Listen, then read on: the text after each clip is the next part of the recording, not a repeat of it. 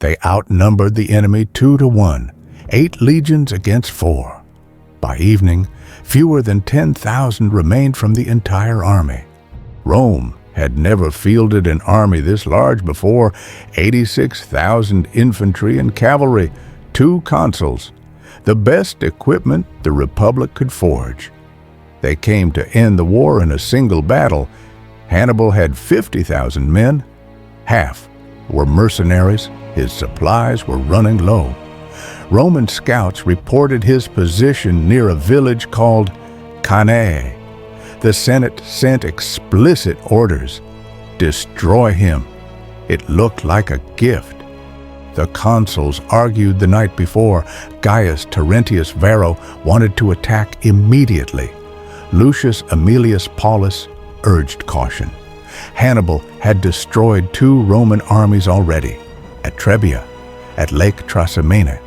Paulus wanted to wait, starve the Carthaginians, cut their supply lines. Varro called it cowardice. They commanded on alternate days. Roman protocol demanded it. 2 consuls, equal power, switching command every 24 hours. On August 2nd, Varro had authority. He ordered the army to march at dawn. The plain near Cannae was flat, perfect for the Roman formation. No forests, no hills, nowhere for Hannibal to hide his tricks. The legions formed up in their standard deployment. Infantry in the center, packed tighter than usual. Varro wanted weight, momentum. 80,000 men compressed into a column so dense it could smash through stone. Cavalry positioned on both flanks. 6,000 horsemen total. They had done this 100 times before. Hannibal positioned his troops with their backs to the southeast wind. Dust blew directly into Roman faces.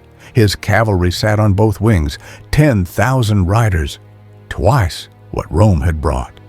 His infantry formed a crescent, the center bulging forward toward the enemy. The weakest troops stood in the middle of that bulge. Gauls and Spaniards, barely trained, light armor.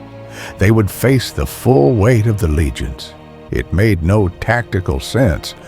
Varro saw it from his position, a thin line of inferior troops directly ahead of Rome's finest infantry. If the center pushed forward hard enough, they would break through in minutes, split Hannibal's army completely, destroy each half separately. The plan was obvious. He gave the order to advance. The legions moved as a single mass, shields locked, swords drawn, the metallic sound of 80,000 men walking in formation. The distance closed. 300 meters, 200, 100. The Carthaginian center didn't retreat. They stood waiting. The Roman center hit the Carthaginian line like a falling mountain. The Gauls and Spaniards bent backward immediately. Step by step, they gave ground. The Roman formation pushed deeper into enemy territory. Varro's instinct seemed correct. They were breaking through. The legions pressed harder. Swords found flesh. Shields crushed ribs. The crescent became a bowl, then a pocket. The Romans advanced 50 meters, then 70, then 100.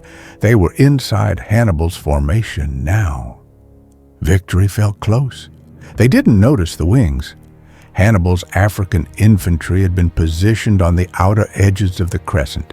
His best troops, veterans, heavy armor. While the Gauls and Spaniards retreated in the center, the African wings stayed absolutely firm. They began to pivot inward like closing doors.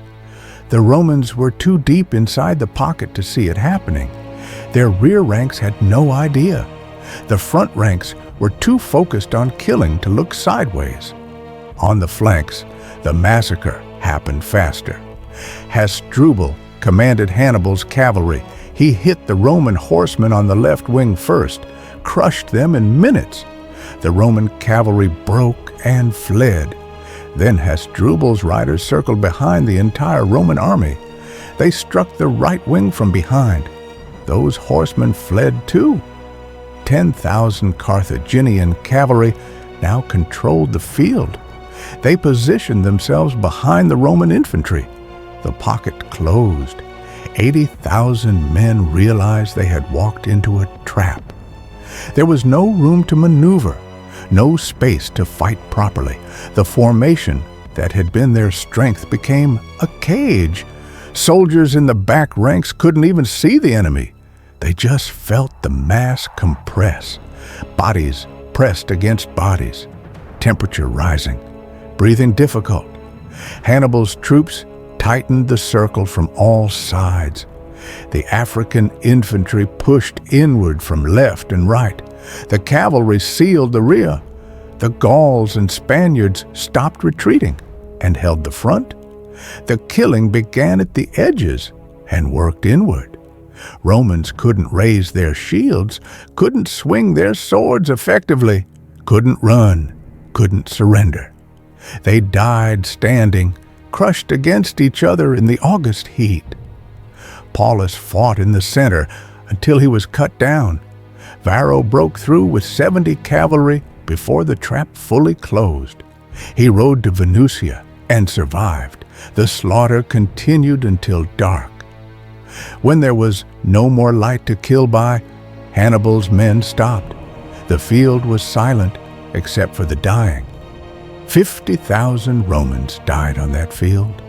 Another 10,000 were captured. Hannibal lost 6,000. The Senate refused to ransom the prisoners. Rome began recruiting boys and slaves. The war continued for 13 more years.